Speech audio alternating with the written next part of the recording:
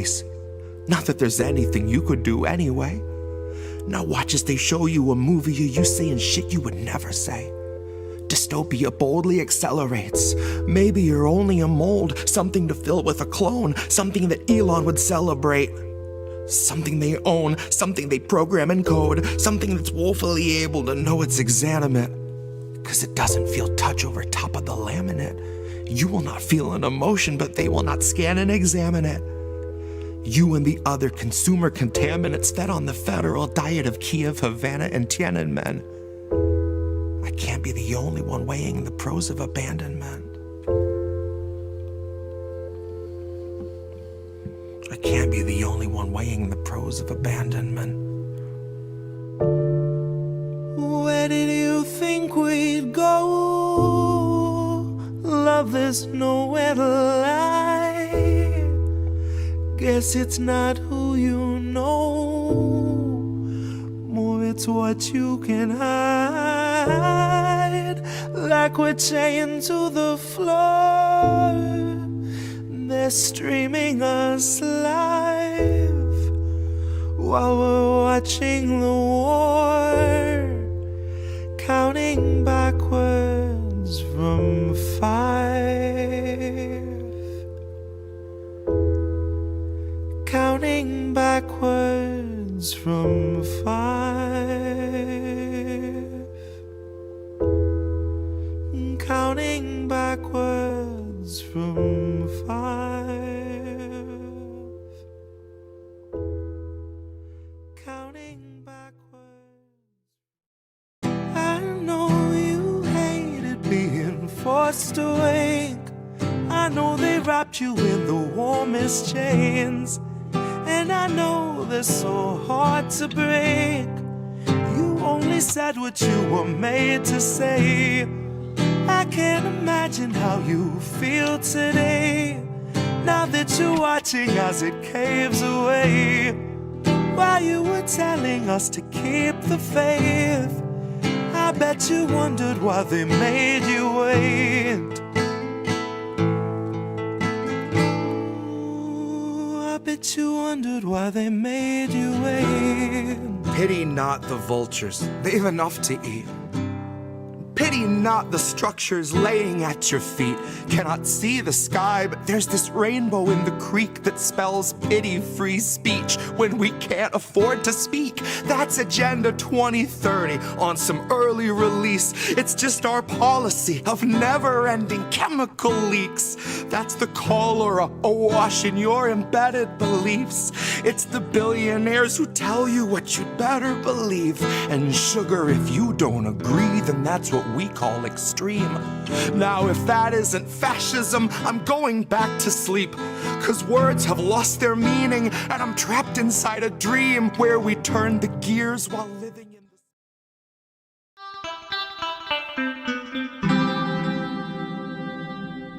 Who are these people? Who are these people? We made it. Hi, everyone. Why does Himbo look like distorted now? You look weird. What? I don't know. You look a little weird. Hi, everyone. I always look great. This is you're an INN. This is Nobody Wants to Work Anymore. But no, I've got you framed weird. Let me look at the cameras. We're doing it live. Fuck it, we'll do it live. There we go. That's better. Oh no, that's just my. I have like an eggplant shaped head, so it's just being cut off. Well, there's that too, but no, that's not even what I was talking about. But yes, your eggplant-shaped head is still being cut off at this point. That's pretty funny. Hi, everyone. That's fine. Just roll with it. We have to. Hey, everybody. I got Himbo here. This is Indie, and this is, again, we're on INN, I think, everywhere.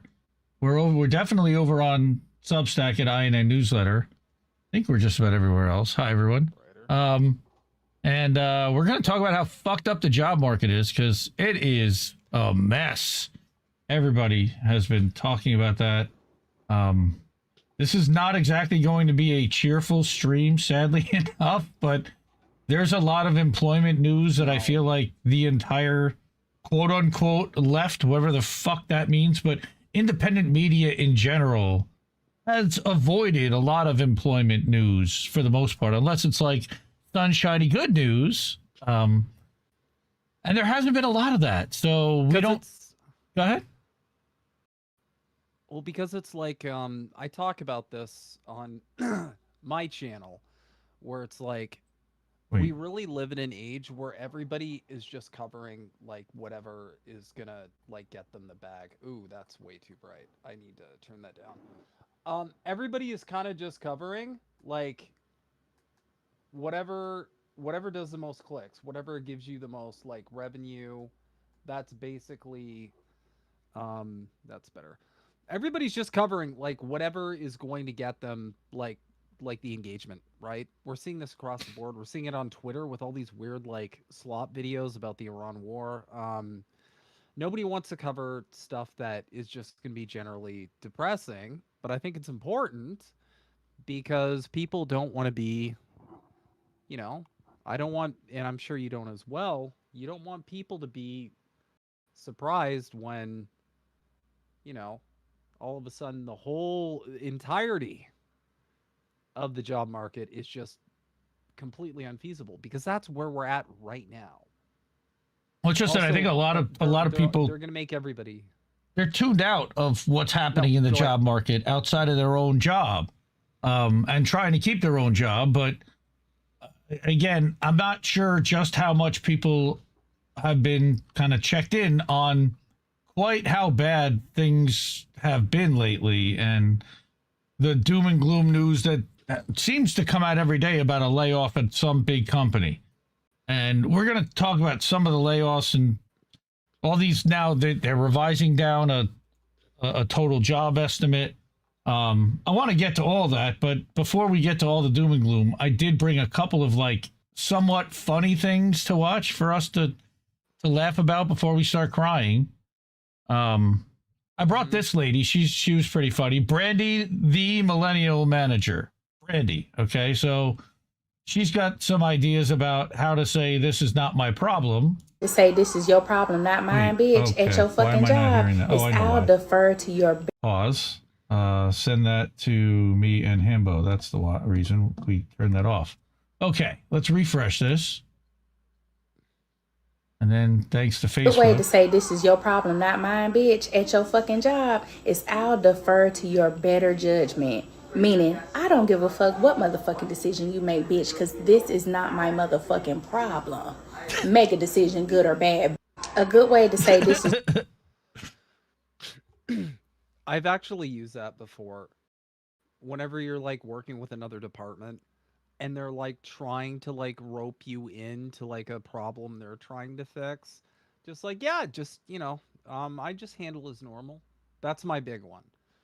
Whenever someone's like, I don't know what the fuck to do, I just say like, yeah, just handle as normal, which means like, just please fucking do your job. I don't know what to say to you. I don't know why you're asking me for help on this.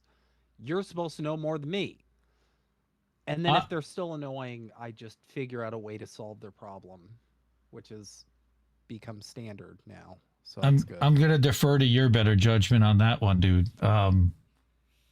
Dude, that is brilliant. I love it, and it is Karen speak for get the hell out of here. Very funny. This guy, and this guy perfectly encapsulates why I hate using LinkedIn at this point, and I think why most of us do. So humble and grateful to announce my promotion. From the bottom, now we're here. Can't wait to see you on top. This journey wasn't easy. It was so hard. I can't believe how hard it was. Busy season had my calendar jam-packed and about to burst. You were gonna blow any second. But I survived with the help of my community and their compassion. Your commitment to this company is commendable. I'm ready to handle whatever my new position throws at me. I think you could handle any position. You're such a flexible worker. It's been an honor to have my firm believe in my growth. Your professional skills are growing every day. You're huge. I just want to thank my super tight-knit network. You're welcome for being so tight-knit. For this amazing new role in private equity. Boo! I'm so humble and... Dude, I literally deleted my LinkedIn. I finally just took the step and I'm like, you know what? This is like 80% just bullshit and phishing attempts and scam and just all of the things that I don't need. And there's probably better job sites out there now. I actually compiled a list. I just deleted it. Did you? Was I also maybe mildly worried that the Mossad would find me on LinkedIn? Yes, that was a consideration. But Oh, they've already found you, dude. You're done. But no, I haven't been able to fully unplug and delete from LinkedIn. This dude is a little bit too sexual for me in this interaction. His mind is elsewhere for sure. I think he's not going hard enough, actually. But no, we should rename LinkedIn just to the cuck chair, because that's all it is. It's a bunch of people being like, I so love being a wage slave and making some capitalist lots of money while I get paid a overwhelmingly low wage. Oh goody, please give me more shit jobs. Well, even not everyone's making a low wage. I mean, they're bragging about how well they're doing with their 7-figure sales numbers, and here's my strategy, and type random to get in the comments to get this tips emailed to you. Oh, we see it all. All right. This one, I know you feel. This is so real. They literally call it emotional damage. I found this earlier today and I was like, oh, this is perfect. I was looking for this. One song for you that instantly makes you start crying. Yes.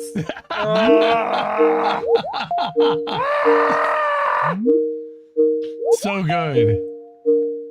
What is that? For those who don't, I swear to God, anytime I hear, do you want to hop on a quick call? I'm like, do not type, do you want to hop in a quick volcano? Do not type, do you want to hop in a quick volcano? Because I'm just, oh my God, it's so stressful. I don't do Teams. I won't. The Google Meet's fine. Zoom we can deal with, but that sound, no. I'm done. Okay, I will explain to people. I'll explain to people how badly optimized Teams is. If you use Teams long enough, it's so clusterfucked that it actually will just freeze and like completely break down if you try to search for an old enough message. It got to the point where I introduced a PowerShell script for our company just so they could optimize Teams. That's how unoptimized Teams actually is. Yeah, it's bad. Yeah, let's do this. Sharing a file this is a good one. Didn't we also watch a video, I think it was the last show or 2 shows ago, and it was a lady literally going through all the different things that Teams is completely fucked with, like file sharing and the whole poke thing. It's wow. Office culture around Teams is awful. I have noticed that every single one of these work apps that people use, they all have like this Pavlovian style like sound that is impossible to turn off, that it's training you like you have to check, especially Slack with that. It's like, that's burned into my head now. That and the Teams one are both burned into my head now. If someone played that on the street, I would check my phone. See, I don't. Discord actually triggers me, but not in that same way. Like, it's like a Pavlovian response to check my messages with Discord, but it's not like dreadful the way that the work thing is, because I don't use it for work. But it is definitely like even when I hear it on somebody else's stream, it like makes me instantly look at my Discord, because that's what people do. Yeah. I didn't want to make this completely about doom and gloom, so I did want to share one thing at least, which was about 18 websites to find remote jobs. And at this point, 2025, it's really funny that they posted this after the end of the year, but dice.co and remote.co, like all these are legitimate websites that you can actually use to try to apply. But you know what we've been told, and all that we know is unless you have an in at the company, it's a waste of time to apply to these jobs. Yeah, honestly, I've heard it from everybody now, and I've taken their advice. Guys, just network. Just network. It's all Just, about who you like, know. Talk to people. Just talk to people and be like, and it doesn't matter who they are either, right? It could literally be like some dork you're like messing around with on like X or Blue Sky or whatever. Just network across the board. Everybody you talk to online, everybody in your personal life, in meet space, just network. Because that's way easier because you automatically get an in because then it's like, oh, if the person's good at their job, then the employer's probably going to be like, okay, well, they're good at their job. That means they're whoever they're trying to refer is probably an asset too. And I've heard enough of these meetings on like a manager level where this is how companies think. They think very like, it's weird. They think very like robotically, but humans are bad at being robots, so it doesn't work. And I know I've mentioned this one before, but there's also still up there, still hiring today. So literally still hiring today. And that is a massive table, a pivot table that you can then drill down by job function, whether they've been growing or not growing, headcount, specific roles, whether it's sales or marketing or whatever it is. And then you can then filter this list down, which right now has over 1,000 records. And this is scraping from a lot of the job websites that are out there. That This is the most neurodivergent organization I've ever seen in a job site. I love it. Oh no, this isn't even an organ. This was like a couple of dudes that just built a script that would publish this on an ongoing basis. And then if you want to find, you know, this company, which has 642 employees, that's hiring basically for everything, and you click right there, and it goes right to their hiring site. I mean, it's really kick-ass for sales, for supply chain, for AEs, for everything, solutions and biz dev, and these guys are hiring a lot of roles. What job? What company is this? I've never heard of this company before. Pigment. Okay. It's called Ligma. It might be Ligma. Ligma's, and then so you know you look into the company, and they recently got in the last year $100 million in financing, based out of Paris, France, and they do business planning platform. They're a business planning platform. Okay, interesting. So you learn a little bit about the company, etc. Again, so it's not all bad and doom and gloom. There are things that you can find and still websites and resources to see what's technically out there, who's listing that they're hiring.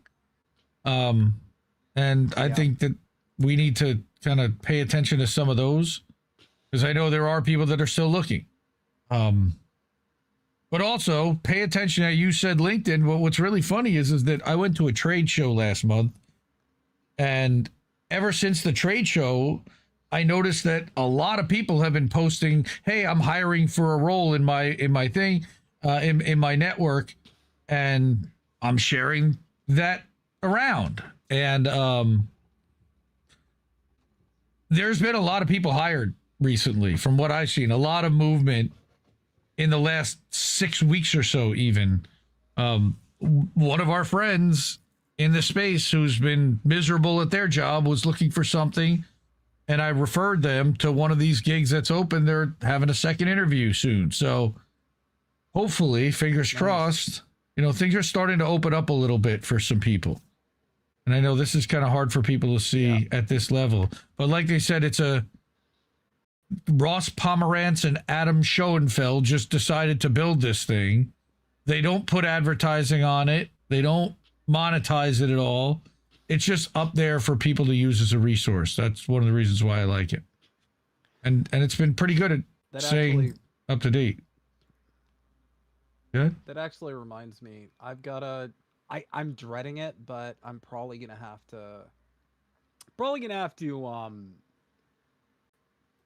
Yeah, I'm jump back probably gonna in. have to start looking.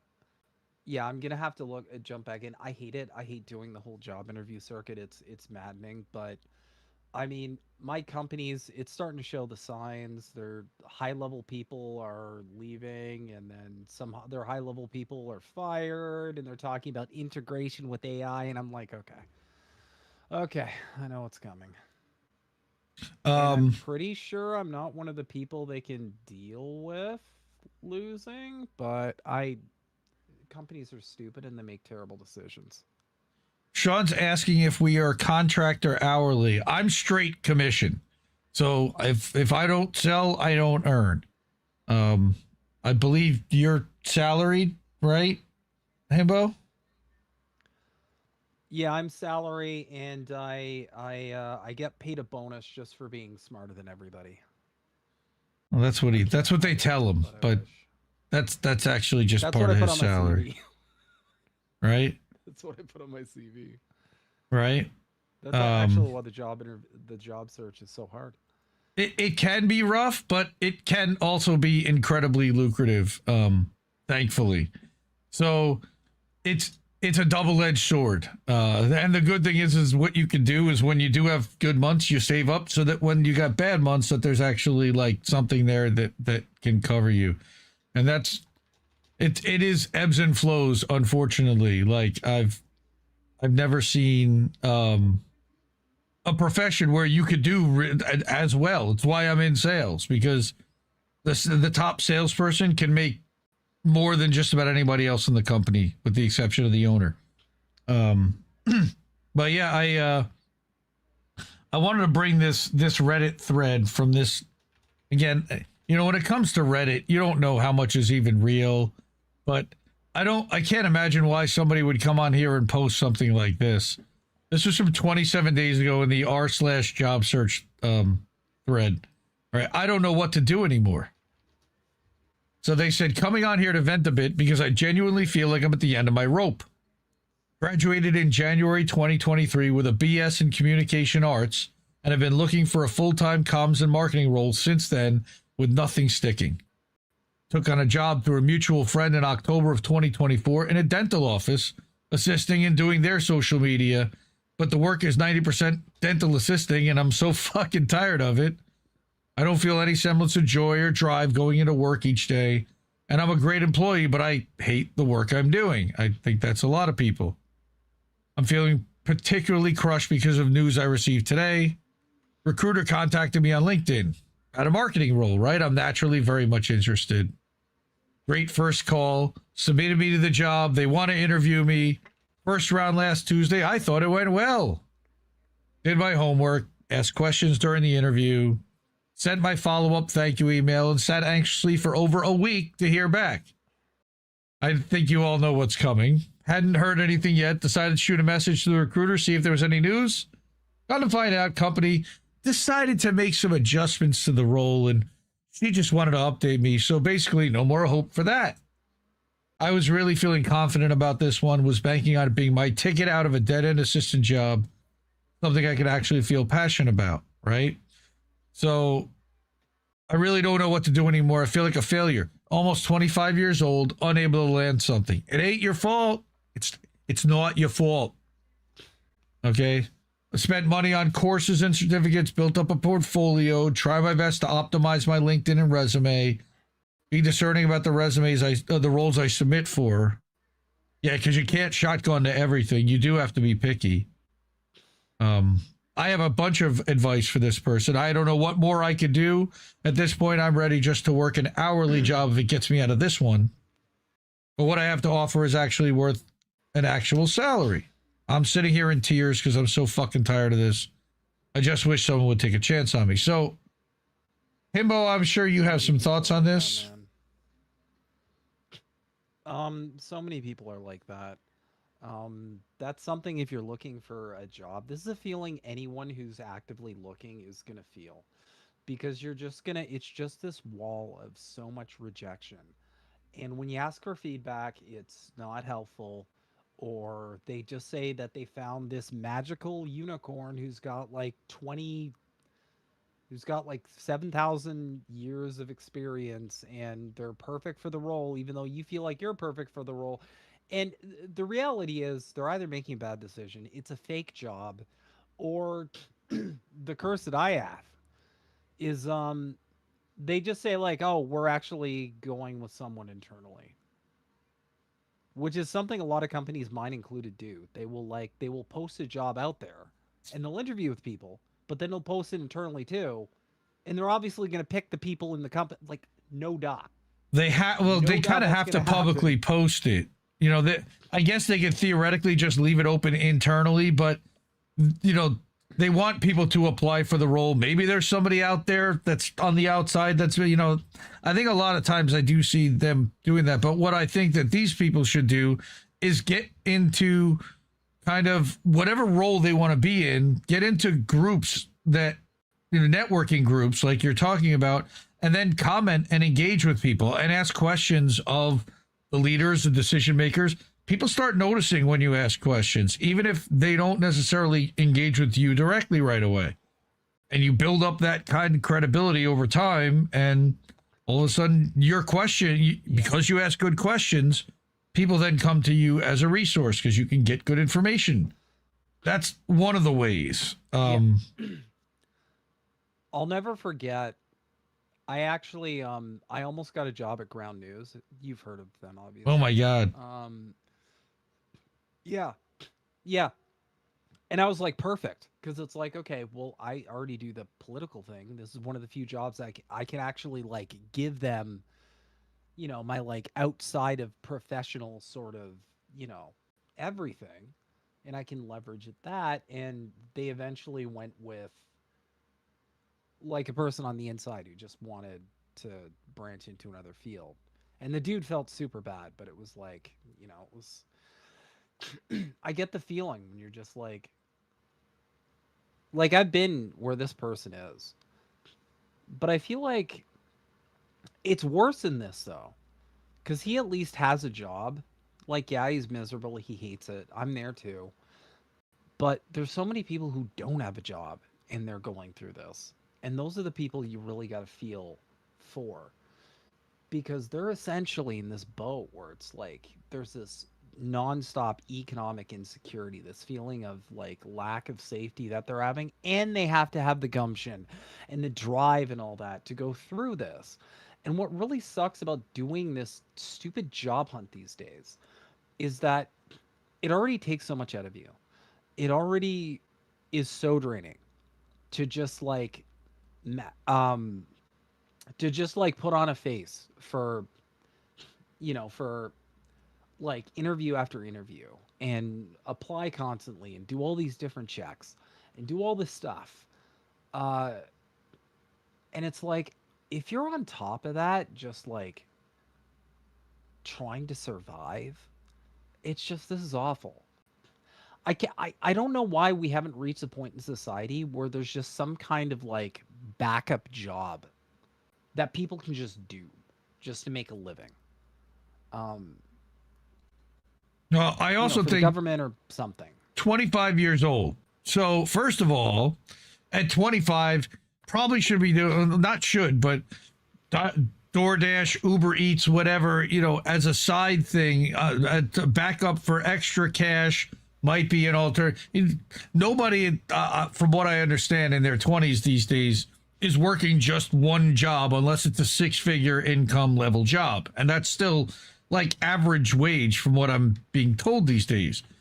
But 25 years old, like in my 20s, I just took that time to learn, to absorb and do as many different jobs in as many industries and figure out, what do I want to do for the next 25 or 30 years potentially as a career? Yeah. Not necessarily even with a company or in an industry, but like heading towards a track. Because if you don't start heading towards that by, say, 30 or 35, it becomes very hard to grow in any one of those roles quickly, unless you're lightning in a bottle. Some people luckily have the ability to do that. Most don't.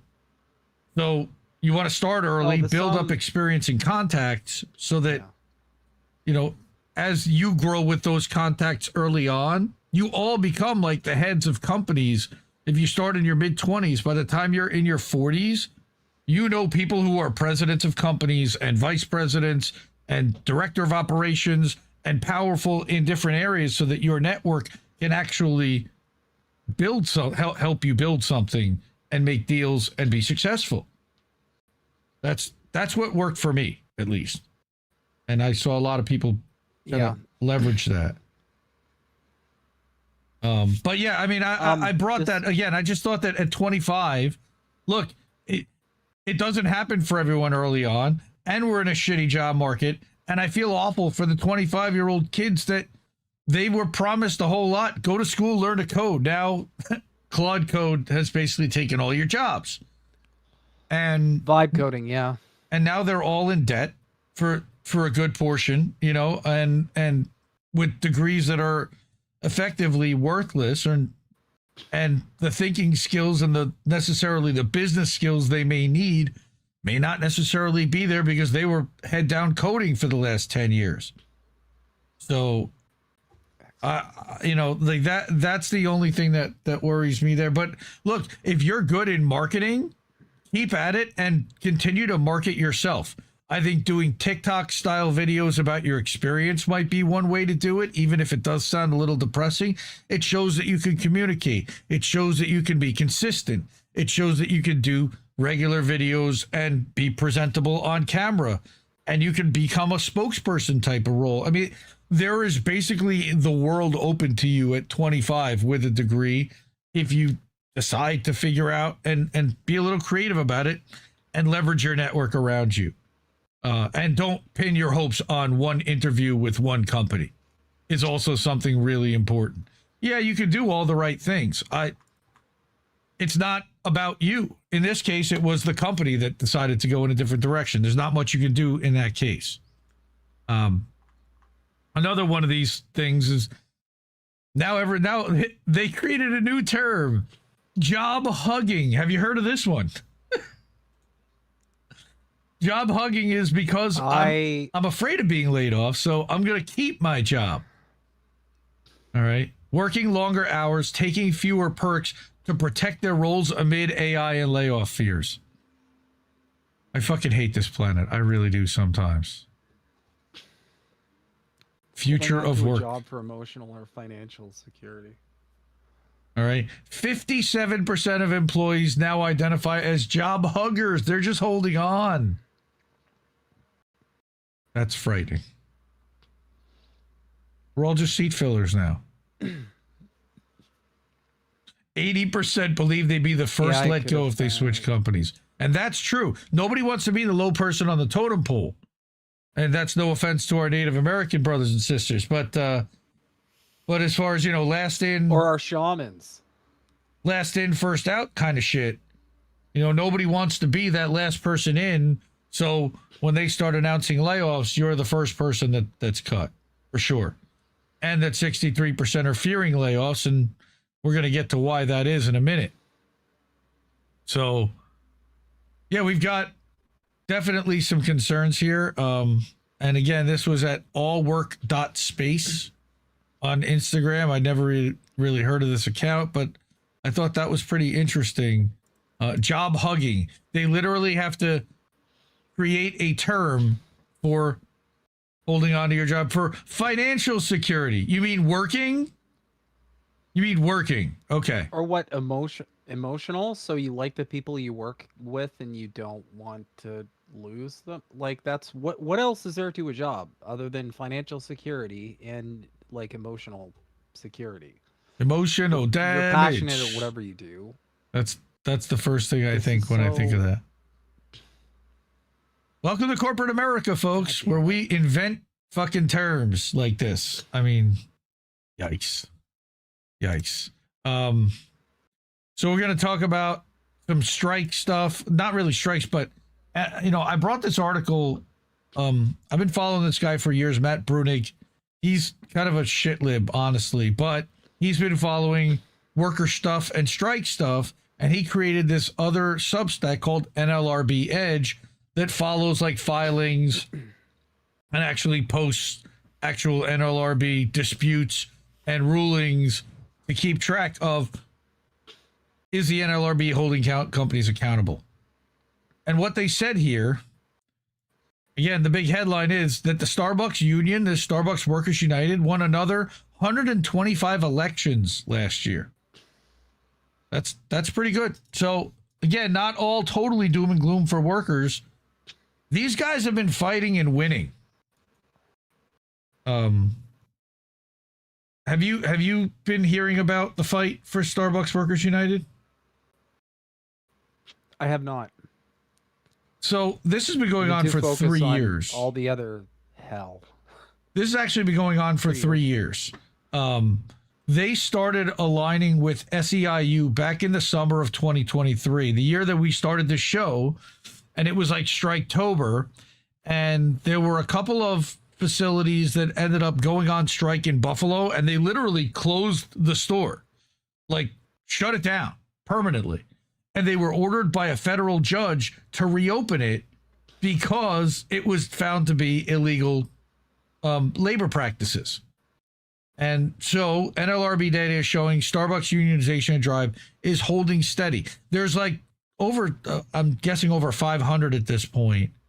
All right. Again, talking about in 2021, SEIU began organizing, tracked it a lot, over 250 elections in the first year. Right. Then the media attention subsided. All right. And SEIU has continued to steadily organize. Not a surprise. All right. 125 union elections and a win rate of 82%. Because not every single time they try to organize and go for a vote. The difference is what they're doing in these is that the actual baristas individually in one location will unionize for that location. It's not across the board type of thing. So everyone just there gets to vote on it and have a say, and then they decide whether they're going to join the Workers United or not. So what they're showing here again is you've now got 667 wins. All right, that's an 84% win rate in the last 4 years of those filings, which is pretty amazing. Mm-hmm. And they're showing that it is here, actually right? much needed white pill, I believe. 33 Texas unionized Starbucks. Not many people talk about that. Now, again, despite these victories, Starbucks does not appear to be softening its opposition to the union. Company has yet to sign a single collective bargaining agreement. They won't come to the table. All right, it continues to engage in a seemingly endless legal battle against NLRB and SEIU. They're actually petitioning to get the NLRB disbanded as unconstitutional so that they don't have to abide by these rulings. Right. The capitalists will do absolutely everything they can to shut down any kind of worker power. That's something every single person who is working class needs to understand. These people hate you. They just want your labor. The second that you have no use for them, they will discard you. Start looking at your workplace not as like a team or a family. Start looking at it as an arrangement. Okay? Start looking at it as a landscape that you need to turn more in your favor if you can. The fact that people need unions at all is just testament to how stupid this. Sorry, Indie. It's around the time that I'm gonna blame the thing. I always blame the thing in every single episode. Wait, but, you're not allowed to do that. The Scented Bloom already did it for you. Wait, ain't no shot. Did she? God damn it. She said I was sounding like a capitalist, so. Shout out to Seb Applejack out there. $5 super chat. How about that? We're monetized now again. I think that's new since you've been back. Is that my brother Himbo? Yes, it is. Salute. I heard unions are corporate hugging over fears of AI. You bet your ass they are. They certainly shut the fuck up at UPS when over that contract, and Yellow Freight's no longer even in business anymore. So yes, thank you for the $5, bro. Good to see you. But holy shit. Yeah, good to see you, brother. We're gonna have to have you back on the show sometime. But if anybody's looking, there is this one company that has a lot of jobs. How do you pronounce it? What is that? Palantir. Are they hiring So if right anybody now? wants 'Cause to work- they certainly have a lot of government contracts these days. I'm kidding. Please don't work there. You might die. Well, except that what we need are like white hats to go in there and fuck stuff up intentionally. That might be the move. I've been saying it for a hot minute. The revolution is gonna need like nerds. We're gonna need nerds because like we're gonna be fighting a technocracy here. We're gonna need, tons of white hat hackers. Yes, and we don't have enough. Like, I need good. Himbo needs to turn his mic up because I turned him up a little while ago, and I can also raise his volume in Discord here. He's up pretty high already. Okay, Wait, let me hear. Hold on, I'll hear it for myself. that's a little low. I think you have to talk right into the mic. Anyway, Yeah, I did want to share this one also.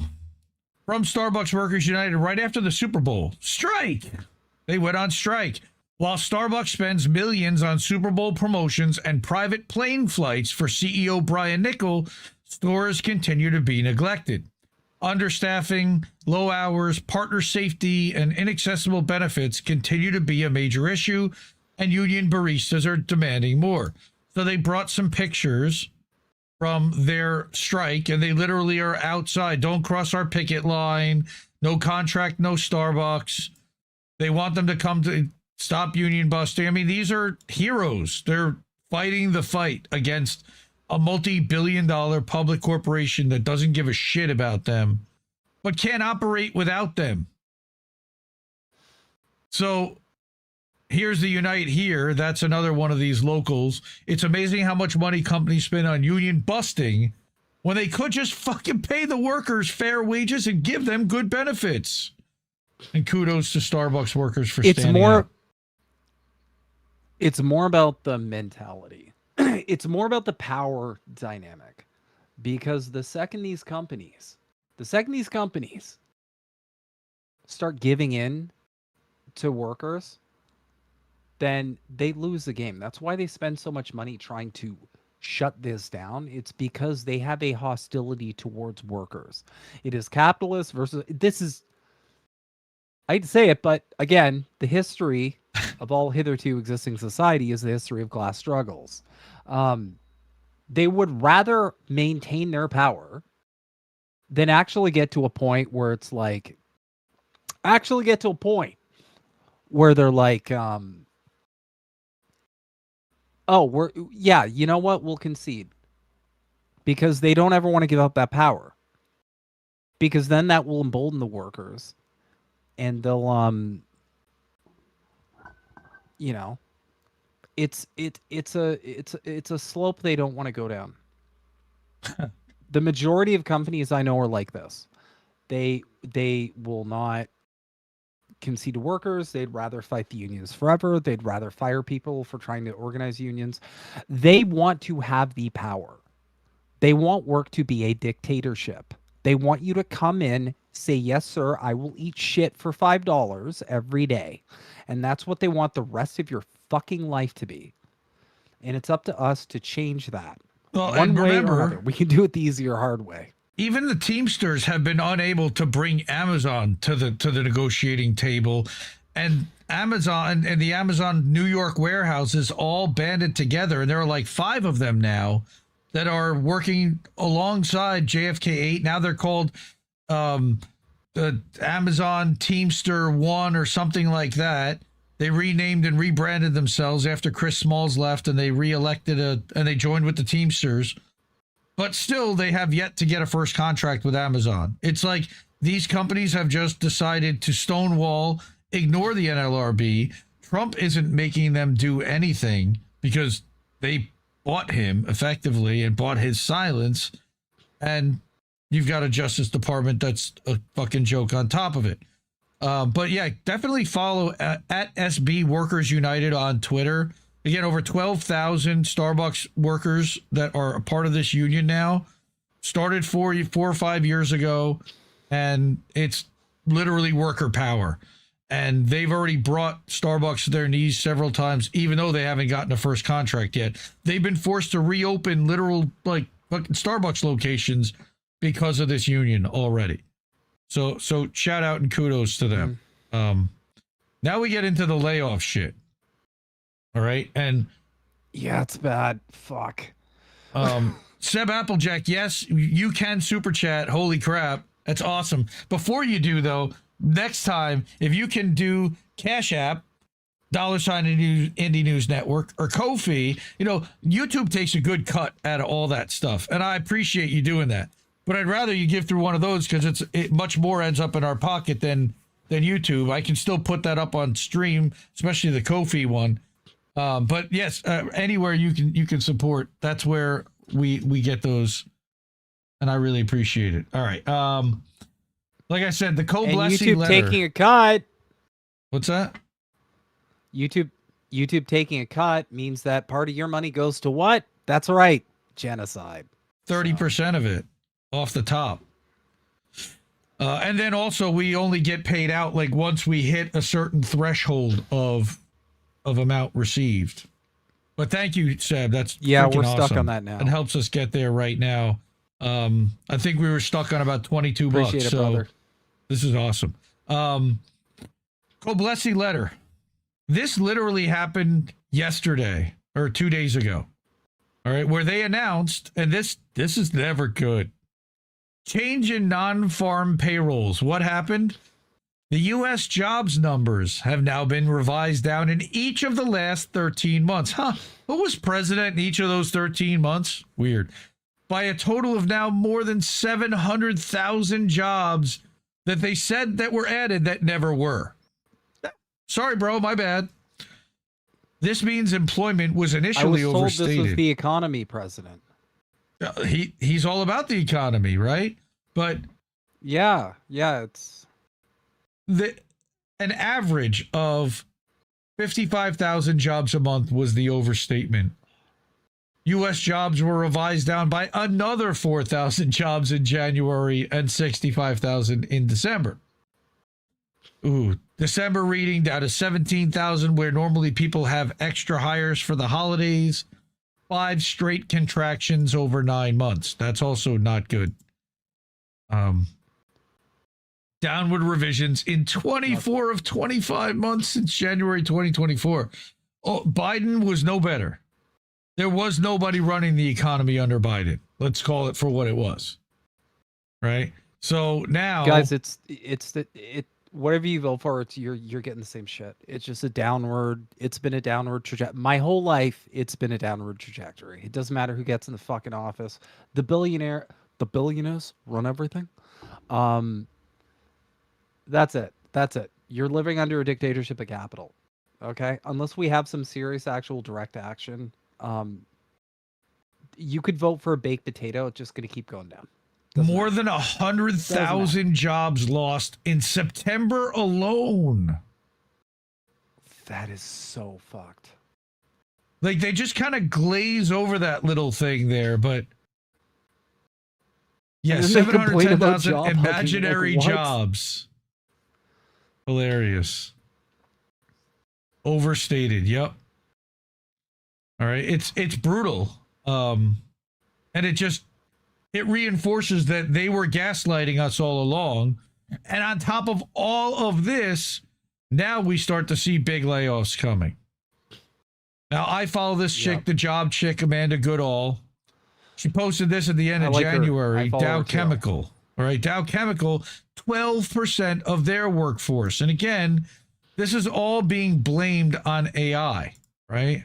I got a video that's going to talk about that in a little bit, right? So Dow Chemical, hell, fuck, I wish they would go out of business entirely. I mean, I'm sure they do make some important things that we probably can't live without, but you know, all these chemical companies, and again, they're losing 4,500, and that's only 12%. So they got 50,000 workers worldwide. That's a lot of people. All right. Dow unveiled an improvement program to eliminate 4,500 jobs the same day it announced a 7% drop in sales. So in this case, sales didn't perform, and they have to drop. They claim that they are cutting workers because of that. That's at least not making the number. But then we've got Amazon. Oh, Amazon. This again was at the end of January, 16,000 layoffs, right? But it didn't stop there, because then the day after she put this all together, total in 4 months was 30,000 people got cut from Amazon. Right? And they're AI people. And in a way, I say good. All right? But these are the ones who shipped AI in for kept systems alive during outages and relocated their lives, and they just got locked out overnight. Okay. All right. I shielded my team. Now they own the grind. All right. Those on maternity leave, cut. Remote workers, well, we know about that they're trying to kick people back into their offices and eliminate remote work as much as possible.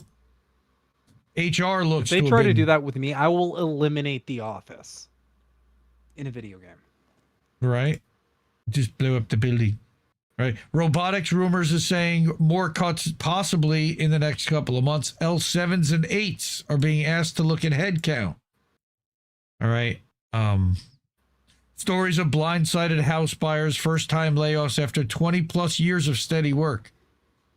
Again, none of this is a surprise. I find that most people, when they're having a kid or buying a house, they lose their job for whatever reason it is. And there's like this massive panic.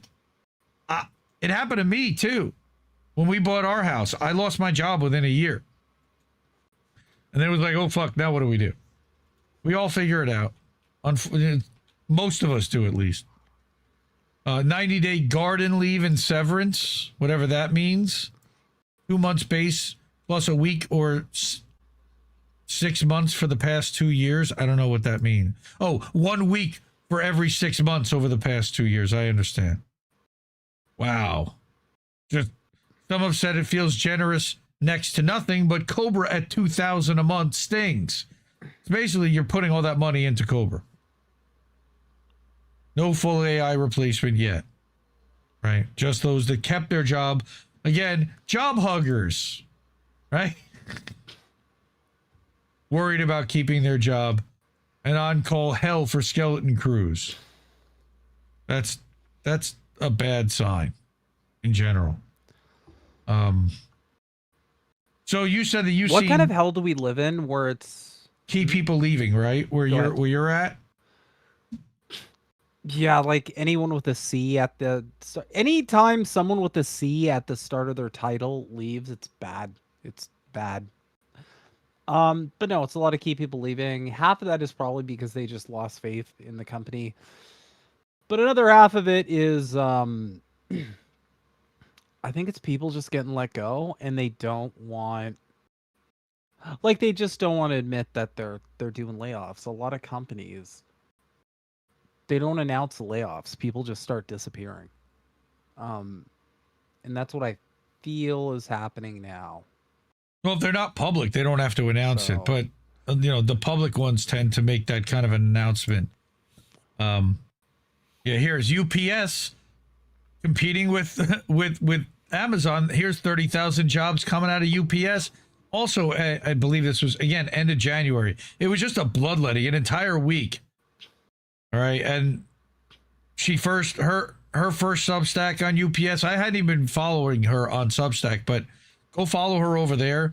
She actually does like business consulting and other stuff too. But her analysis on what's going on in the job marketplace is really spot on.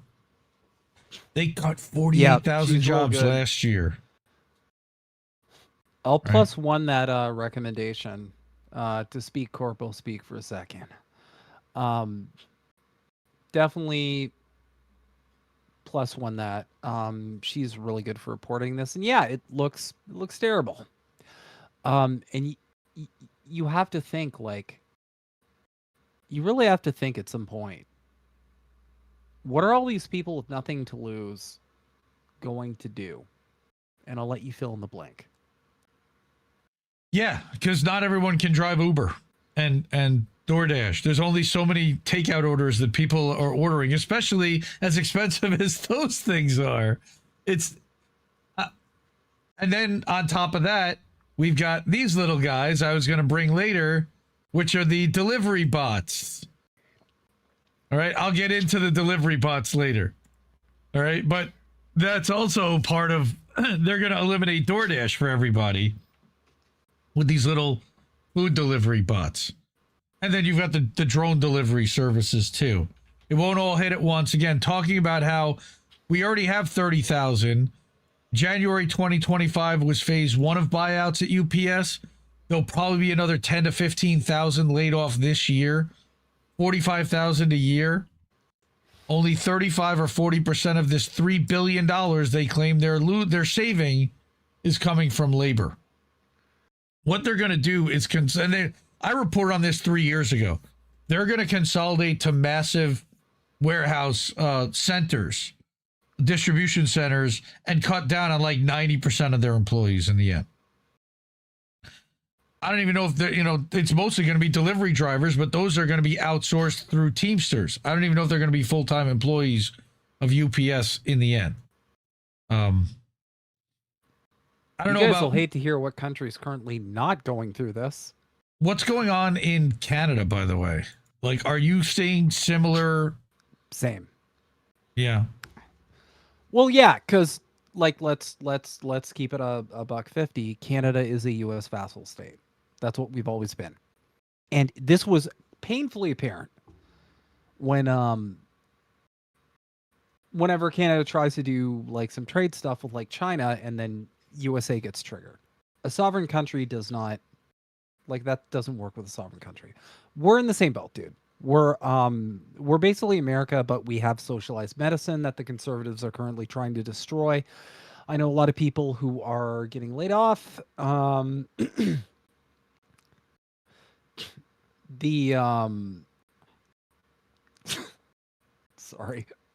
looking at the chat. We're in the exact same boat. It's there's a lot of layoffs. Some of them are due to like the tariff nonsense and just the general AI stuff as well. But I mean, at the end of the day, like we're capitalists too. It's going to be this. Are Companies you are ready just to gonna be join like, the "How North can I-" American Union? Are you ready to give up your health care? Because that's what you're really doing. Do you really think there's some plan that goes back decades to combine America and Canada and Greenland and Cuba and Venezuela, Indy? No. Why? Talk about a conspiracy. God, who would ever have thought of anything like that? Nobody related to Elon Musk or anything like that. Wouldn't it be crazy if like Elon Musk's granddad, for example, was like really big into that and like a Nazi? In no way. It's gonna be good. Allegedly. No. So it's okay, guys. It's okay. Do you know Morning We'll Brew, own the nothing. newsletter? You've heard of them? Yeah. So this guy is the co-founder at Morning Brew. And I brought this to say not all AI is inherently 100% bad. Although it's pretty bad. And I think Descent and Bloom would kind of make this argument too. So Alex puts out here, and I'm going to read this. He's very excited about his experience with Claude Code. And I've heard other people have good experiences with them. All right. I just had Claude Code build me a 17-slide partnership deck in under 10 minutes. Not only would I have built something worse, it would have taken me 2 to 3 hours. The sales process was laughably simple and can be used for any partnership or sales conversation. He fed Claude 4 relevant files: a call transcript from a previous meeting with a partner, a previous meeting partnership proposal so that they could draw inspiration to kind of figure out what he likes, a markdown file with his thoughts on what a partnership would look like, would a win or whatever, and then a PDF breaking down their media strategy to think about how a partner can be plugged in, right? So then he tells you what the prompt that he fed in was. It asked me some clarifying questions. It then nearly one-shotted the proposal, but then I wanted to punch up the design, so I fed this prompt. Proposal absolutely nailed. That scares the shit out of me personally. Like, you have to become a prompt engineer.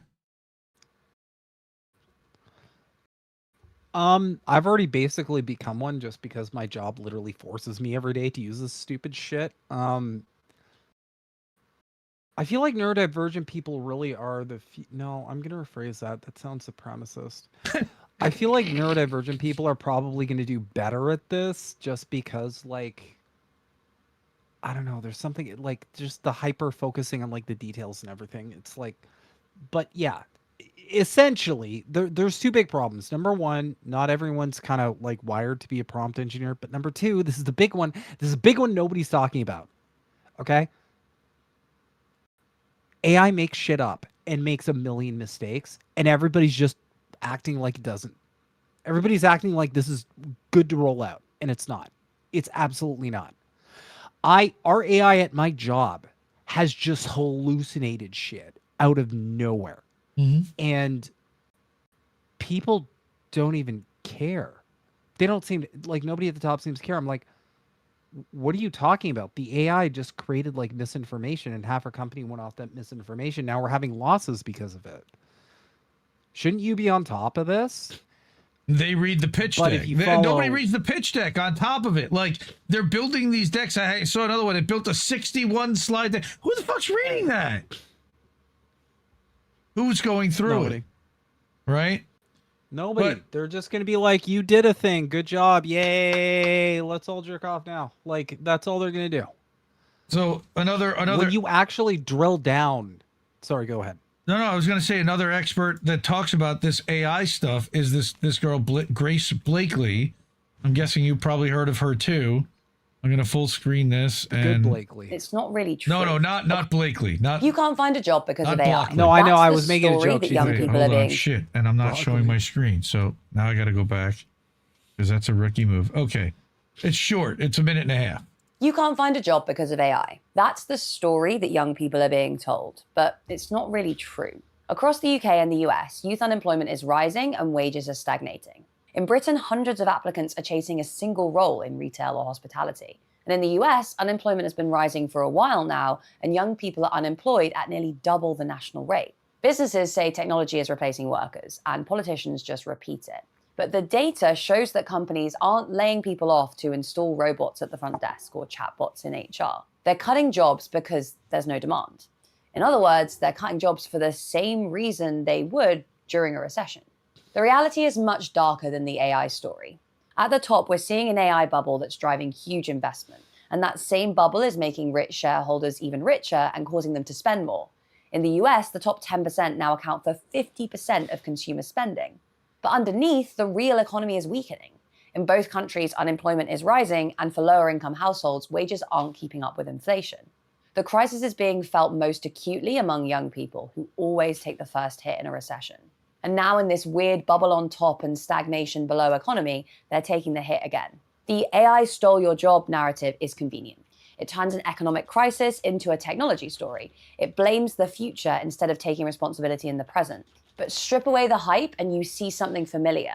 Not AI stealing jobs, but an economy running out of momentum while inequality explodes. The jobs aren't disappearing because machines are taking them. They're disappearing because our economic model is built to serve the rich. And workers, particularly young workers, are always the first to be screwed over when things go wrong. That's just disaster capitalism. She said it. She said the word. Man, we got to do the Pee Wee Herman scream. All right. Yeah, I mean, that's a good take though. AI is being actually that. Dissent makes a good point. That might actually be AI. She wrote that with AI. Maybe. Dude, I covered the Palantir shareholder letters he absolutely writes that bullshit with AI. Alex Cocaine, probably because he's high on cocaine, but the amount of AI that I'm just noticing, like in what people are saying, like in their TikTok videos and in their YouTube stuff and all that, I'm seeing it across the board now. Everybody's just reading off AI. They're just telling AI, like, hey, AI, make me a really good thing that I can read on this video or whatever. And I'm just seeing write the me a exact same script. cadence Absolutely. over and over and over again. Yeah, it's weird, dude. Just say the things in your head. Oh wait, You'll but automatically stick out if you're only one. I got worse. This is hilarious. All right, so this one was right after the Super Bowl. Digital chadvertising. Funny thing. So this is a guy who says that he's the chief marketing officer at an AI company that spent $8 million on a Super Bowl ad last night. I don't believe it because he wouldn't put this out in his real fucking name and say what he's about to say. It was 30 seconds long. It featured a child. The child asked our AI a question about the stars. Our AI answered it beautifully, of course. The spot tested well in focus groups. The creative team won an internal award. We generated 40,000 renders to find one where the AI didn't hallucinate. The approved cut was take 39,847.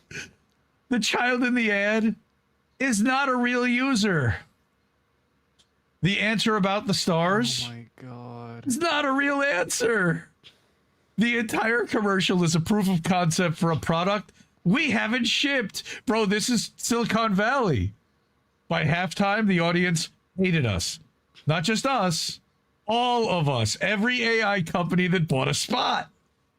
Sports Illustrated reported fans were vocally fed up before the first quarter ended. A Harris poll conducted before the game found consumers already felt mostly negative about AI advertising. We knew this. The poll was published Friday.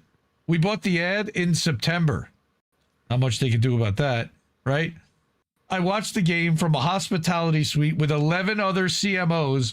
We had a real-time sentiment dashboard to a monitor on next to the bar. By the second quarter, the needle was in the red. Someone from our analytics team slacked, audience is associating us with the Svedka ad, right? The robots.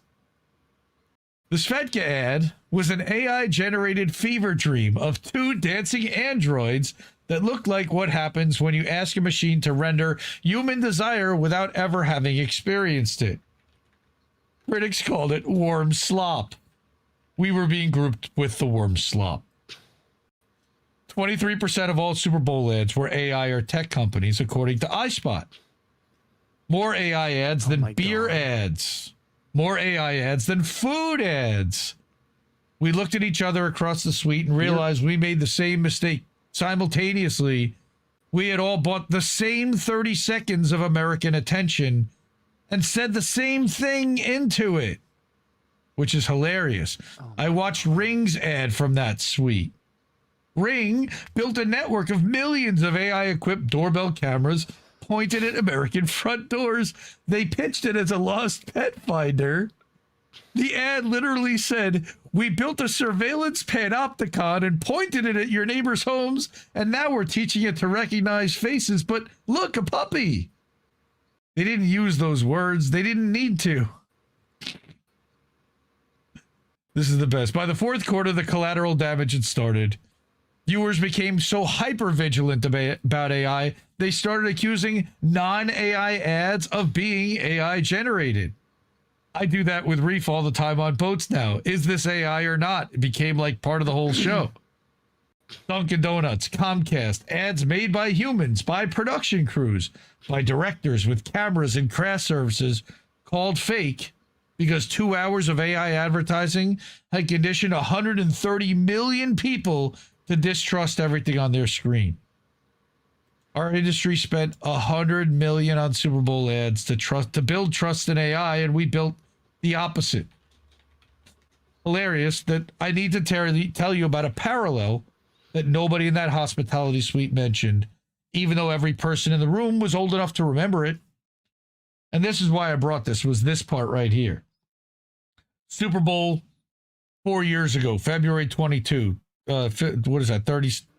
That's not 30. It's not 36. It shouldn't be. It should be 56. February 22. Crypto firms bought the ad breaks. Coinbase, FTX. Remember Crypto.com bought that hugely? $54 million collectively. The ads were flashy and confident, told 100 million Americans the future was decentralized and inevitable. And I believe Larry David told them that FTX was good and go put your money in there, if I remember correctly. All right, FTX collapsed 10 months later. The audience heard it anyway. Ring described its own business model in the most damning terms possible, then asked people to feel good about it. I watched AI.com's ad from that suite. Nobody in the room understood it. The domain was then purchased for $70 million by the CEO of Crypto.com. Why? The website crashed immediately after the ad aired because millions of people tried to find out what they had just watched and found nothing. $70 million for a URL that couldn't survive its own commercial.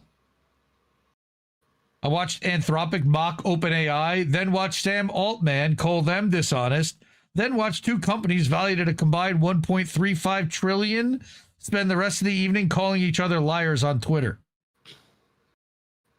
At least someone in the suite said, at least we didn't do that. Yeah, this is long. Jesus. Okay. Here's the best part. That's what she said. Coinbase spent the following year in court. Crypto.com CEO is now spending $70 million on AI domain names. We spent more than double what crypto spent.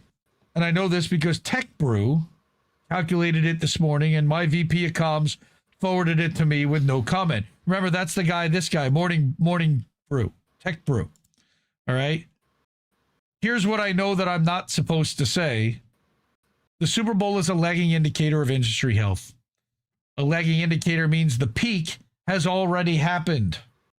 It means that the industry already believes in itself more than the public does. It means that the industry money has been spent, the bets have been placed, and the audience, that 130 million people you needed to convince, sat through your pitch and felt nothing but annoyance. I spent $8 million to learn something that a Harris poll could have told me for free. But nobody wants what we're selling. I've been saying that from day one. Nobody's asked for AI. Not like this, not yet, maybe not ever. But maybe not ever is not a phrase that survives a board meeting. So we say, not yet, and we buy another ad. Here's the part that made me laugh and also want to cry and bang my head against the wall. The earnings calls in 6 weeks. When the analyst asks about brand strategy, I will say the word awareness and the word consideration and the word momentum. I won't say warm slop.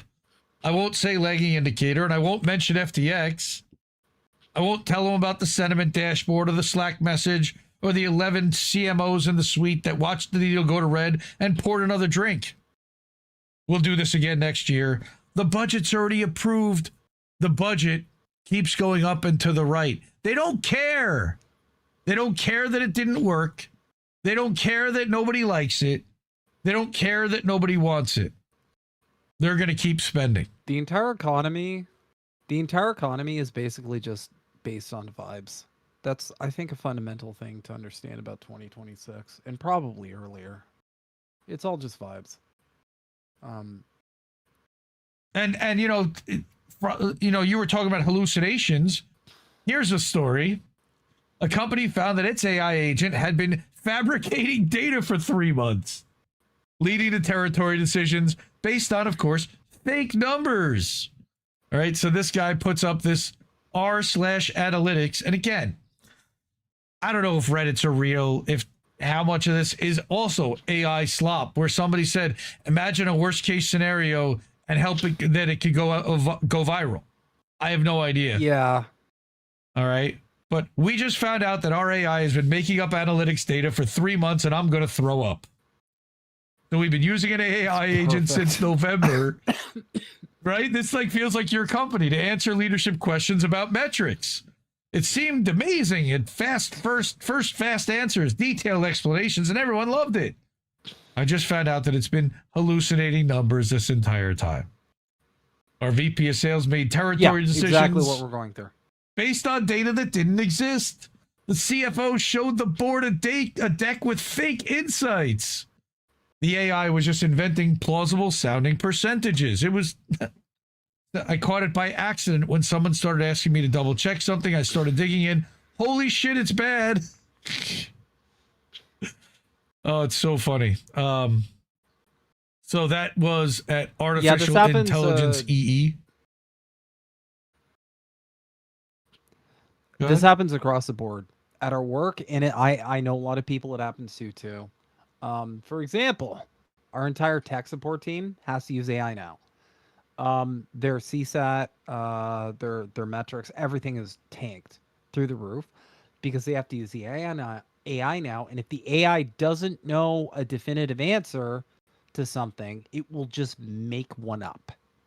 And then they're using that to try and solve cases, and it's just none of it's working. And everybody's been screaming about this for like 5 months now, and just nobody's listening. Nobody cares. It's like, nope, AI is great. It's the best. It's perfect. We love AI. And I feel like top down, this is just going to be like shoved through. Like it's going to be shoved down all our throats. It's just going to be shoved down all our throats. It's so bad. And again, there's no escaping this. So. To address Dissent's comment, what is my beef with Reddit? Who is comfortable box 4527? I don't know how much credibility that has. Again, it sounds great. I don't know. Hey, people would say the same thing about me, but I've got years of recorded conversations, so everybody kind of knows what they're getting with me. But I just found this hilarious because, again, just like last time, just like this, we will do this again next year because the budget's already approved. It keeps going up to the right. They don't even care. They don't even care. These guys don't lose their jobs for this. People should be losing their jobs for this. And they don't. They just pivot. They say, oh, we made a little bit of a boo-boo and we trusted the AI more than we should. And next time we'll hold it more accountable. All right. This one's hilarious. And I didn't want to talk about OpenClaw or Claude today. I know I sent you stuff about it. I did a story about it on the tech show last month. And I'm fascinated with it. I would never hook it up. I've just been watching what people have been doing and reacting to it.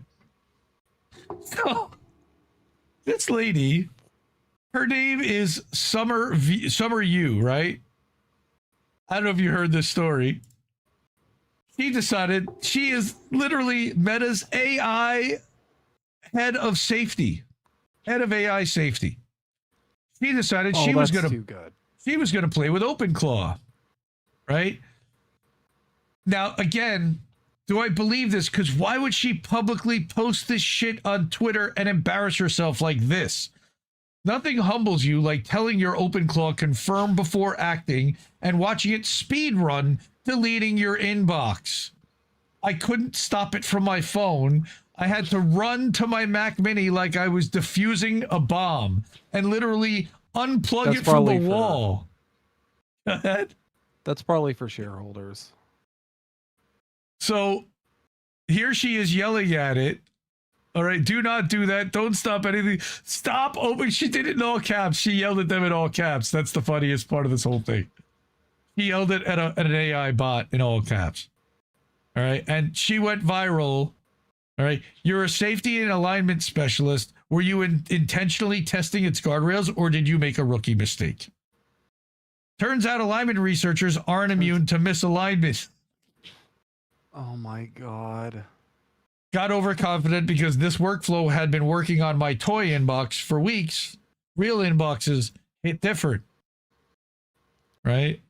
People giving OpenClaw access to their entire life. Right?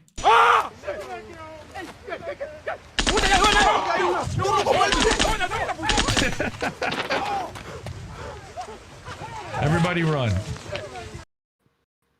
All right. So, even people dumb enough to wear AI safety director, let's go. You know, like I saw that. I was like, that can't be real, but it literally was real.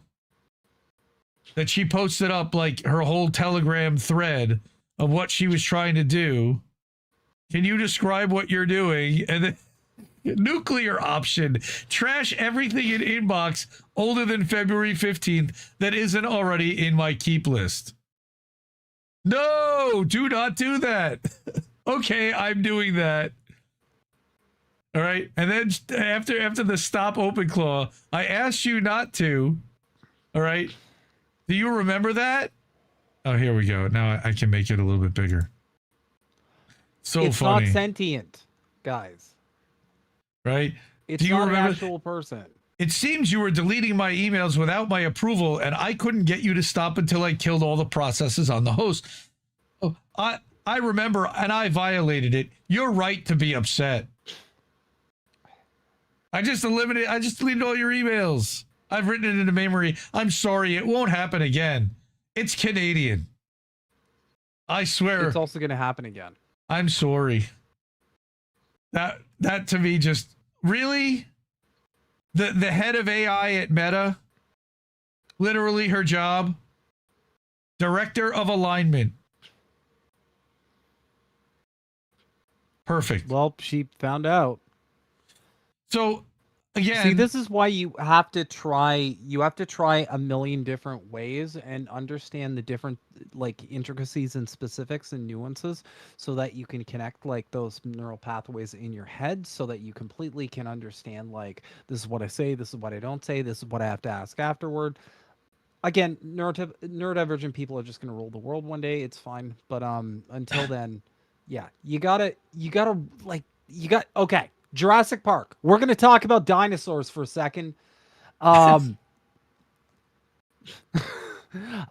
You need to be like you remember the scene in Jurassic, not the scene, but the scene where they were talking about like the raptors on how they were hitting different parts of the fence, right?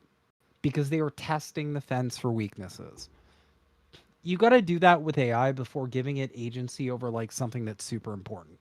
You have to understand how this navigates before you just like go balls deep right in and like, here's my inbox. Like that's psychotic.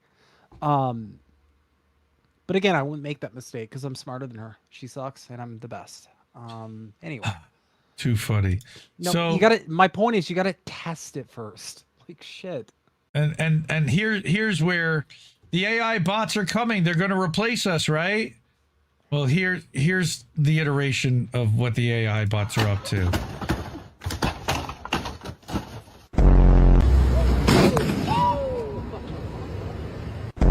Didn't go down. Wow. Oh my God now.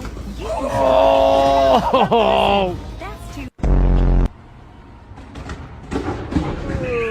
Goodbye. And now you're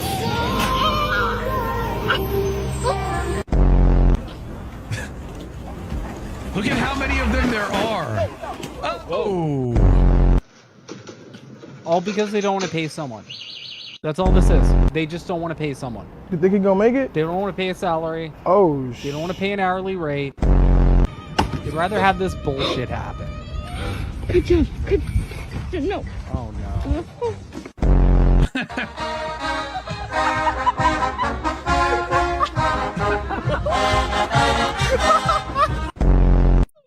Through the parade. Oh, it's so good.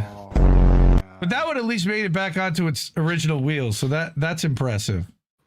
All right, and then I brought this guy also. So Virgil, and I actually Virgil watched. got backed out. I watched a whole other Virgil video where some dude got pissed at this thing on the street and started kicking it and attacking it, and then the next thing you see is Virgil laying on the ground like the shit beaten out of it. So I think this is the result of the aftermath of that. Virgil, the food delivery bot. Watch what happens. Virgil got robbed. Blink if you're okay, Virgil. All right, Virgil's blinking. Virgil got knocked the fuck out. I'm not helping you. What the fuck you ever done for me? I'm not flipping you back over. That's what you get, you bitch ass. Fuck you. Fuck you. You're lucky, Virgil. My mom told me to help you up. You're fucking lucky. Fuck you. That's the last time I'm helping you. You're on duty. That's a lot. Look at you. You're tweaking out. He's tweaking. Push down the lock. You're asking me to do a lot. What the fuck? It's locked. All right? All right. Dude, these things are creepy as fuck. Fuck, I wish I never helped you. Oh, Virgil, what happened to Virgil. you? Virgil got packed out. I'm telling you, that was right after some dude kicked the shit out of Virgil, knocked it, opened it up, and took the food that was inside. That was somebody's DoorDash. But remember, he's got cameras, so unless you're in a ski mask, they're going to catch you. Yeah, Virgil is definitely a snitch bot, by the way. Yes, I pawned you. Snitch bot. Definitely a snitch bot, Abby. Hey, dude, you never know, okay? That food could be promised to that guy like a long time ago, okay? $300 worth of silver in there. That, you know, there could be some precious metals assembled somewhere, for sure. Stop naming robots after humans. Totally agree. Again, this guy that created his open claw bot, he called it Henry, and the next thing you know, his fucking open claw bot got sentient enough to sign itself up for a voice phone number and call him so that he could dictate instructions to him. Creepy as fuck. No, I agree. I totally agree. We should not name robots after humans, which is why we should just name them after Israelis. Well, then you would want to murder them, I would guess, allegedly in a video game, of course. But actually, yeah, Virgil would get packed out a lot more. Virgil would get packed out if it was Menachem. Right. What do you think? Or Moshe? like whatever Polish Moshe? surname, whatever Polish surname. Or Itamar? Avi? How about Avi? I'll bet they can name one Avi. Avi's a good one. All right. So that's all I had for tonight. I just wanted to show people, hey, I built this website called IndieNewsNow.com, and it aggregates video and article content, podcasts from over 100 different outlets. So go bookmark it, go check it out, IndieNewsNow.com, totally free, no ads on there. You can even watch INN live whenever we're live. This show's actually live there now. And there's even a link to our merch store, so you can actually pick up merch from here. And there's Himbo's head, there's all our Zago images, and I believe there is still a couple of Himbo shirts in here. So if you did want to get Himbo's Is there really my face on a shirt. Yeah, if you want to get my face, you guys can buy my face on a shirt. I might have taken it out. You should probably do that. Angel boats. I might have taken it out of here. So you guys can go to your shop, the Pro Pilled shop. And if you don't have one, I'll get with Ryan at Big Frog that did this one, and we'll have him make you guys a shop too. So you guys can design merch and have the Pro Pilled store. But yeah, so you get t-shirts. Actually, yeah, we should probably think of that. T-shirts, tank tops, beanies, hoodies, stickers. Check it all out there. And again, go to IndieNewsNow.com. Just click on the merch link and you can get there. There also is a way to keep the news free. We rely solely on user tips and user funding. We don't take ads. We do get some payouts here and there for ads. Not very much at all. Not enough to help us keep the lights on. Without you guys, we can't do this. So if you're able to and of means, please support. No, stop naming robots humans. Yes. Support the media you want to see. And the way we do that is Cash App, $ Indie News Network, or over at ko-fi.com/Indie News Network, paypal.me/Indie News Network, or patreon.com/Indie News Network. You can subscribe monthly there. INNnewsletter.com or IndieMediaToday.com. That's our Substacks. Prolpilled.substack.com is linked in the description on YouTube and Rumble and a couple other places. That's where you can actually subscribe to Himbo and Kreb and Descent in Bloom. And then IndieNewsNow.com, the website I just showed you, That's where you can subscribe. We can also support and tip directly. But yeah, man, this was fun. I'd say you can also No, it was fun. I'd also say you can subscribe to our YouTube, but I'm like 90% sure everybody here has. We're almost at 1K. It's a milestone. And Pushing 1,000. That's pretty good. Not bad for a year. Not bad. That's right. I mean, I'm not like Professor Zhang, who got like 1 million in a year, but I'm sure that's normal. Yeah. It's basically been 1 year. No, Happy anniversary to you guys. Yeah, it is. No, it literally. What's the day? March 12th. No, I have to know the exact. I think it was March 4th. You guys did your first show, but congratulations on surviving a year, because not a lot of shows do, honestly, and it is something to say for that. Today actually happens to be the 6th anniversary of the day I published my very first newsletter independently. It was 9 days after Bernie got knifed at the Super Tuesday primary, and I had registered progressivenewsdaily.com at the time, and that's when I started aggregating through a paperly newspaper and publishing. At first it was once a day, then it was twice a day, then back to once a day, then paperly shut down. And I was only really going through Substack until I built this Indie News Now website. And I'm happy with it. I still have things I'd like to do with it. I need a good developer. If you know any WordPress developers that are really good, send them my way. Because I could use a couple plugins built. I'd like to build an INN calendar that just isolated to the INN content and allowed people to see, laid out day by day, hour by hour, what was coming out from the network and be able to click on it, access it, and view it. I think that would be really cool. I built something like that in Canva. It doesn't really look very good anywhere else. It looks okay on desktop. On mobile, it looks like crap. So I want to kind of come up with another solution. And people say WordPress is a good way to do it. That whole site is built on WordPress already, so we can just kind of bolt on to that. What is this? Descent will show her Legos. What? Oh, when you guys hit 1,000. Well, okay. Sure. And apparently I'm going to show my boobs, but apparently everybody already saw them. Well, that's bad. My son is a Lego machine. That kid just builds sets like you wouldn't believe. He's focused as hell. People might think he's neurodivergent. The point that, like, he'll get a box, he'll get a set, and he'll just sit down and build it without even thinking about eating or anything until it's done. Really, sounds familiar. Yeah, I figured you would be familiar with that. Abby, I think we all like boobs. That's fair. Oh wait, I see Cowboy Kitty's here. What's up, bro? Good to see you. All right, so we're gonna get out of here for tonight. We'll be back, I don't know, in about 4, 5, 6 weeks or so for another Nobody Wants to Work Anymore. Next Thursday night, I think I'm going to end up doing a one-on-one. I'm not even sure who it's going to be with yet.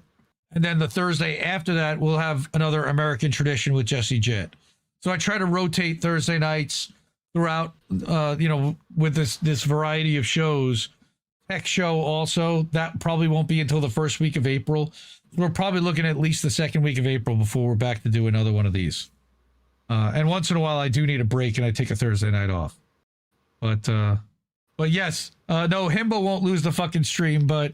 No! We just fucking lost the stream! No, see, we're not ready for that yet, but... All right, so like I say, support independent media because we need it more than ever. I know they know where to find you. Find everything in the description.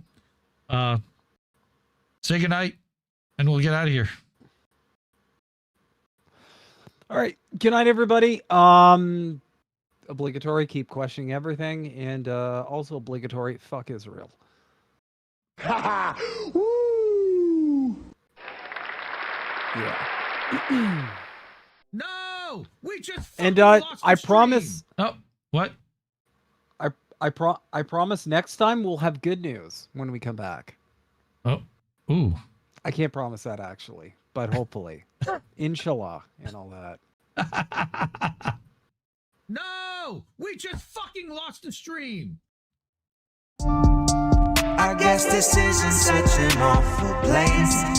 Is that what you want me to say? You prove it's possible to sleep for days, and I still think you're right here awake. The cost of living isn't much to make, but God, it's so hard to say. And when they told you everything was safe, were you safe?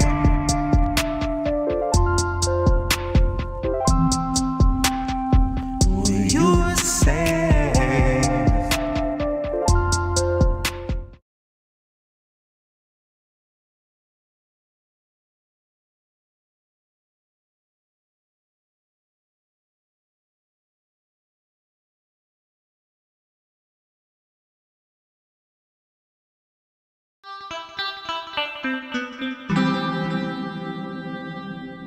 Who are these people?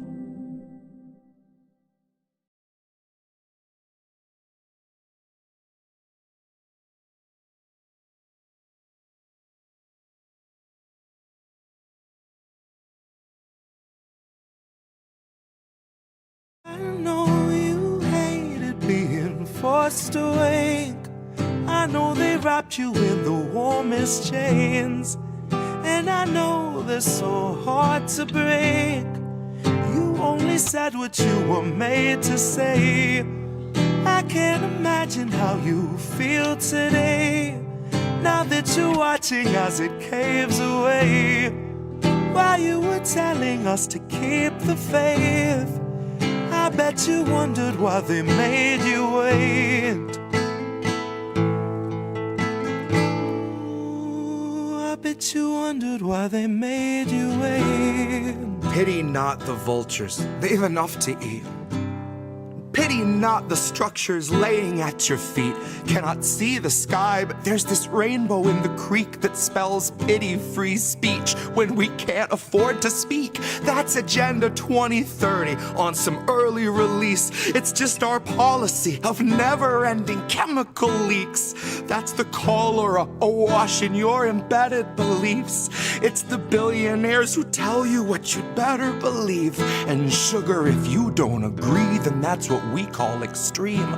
Now if that isn't fascism, I'm going back to sleep, 'cause words have lost their meaning, and I'm trapped inside a dream where we turn the gears while living in the spaces in between.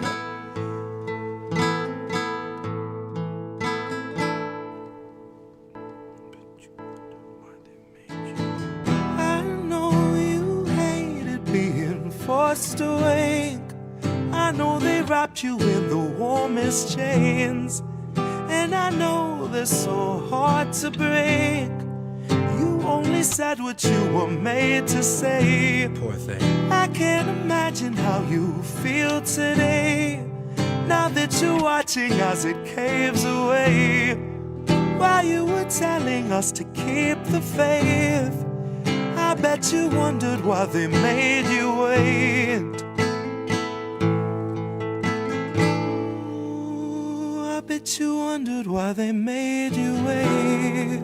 My dial doesn't go to delicate. I'm writing for when Biden drops and Madam Zero delegates come stumbling up the podium, square peg in her element, popping Oxycontin like they're velements, laughing as she pawns off all our pensions for Ukrainian development, depleted rounds and cluster bombs, the shit that stunts development, all buried under excrement, accepted as American intelligence. A contradiction in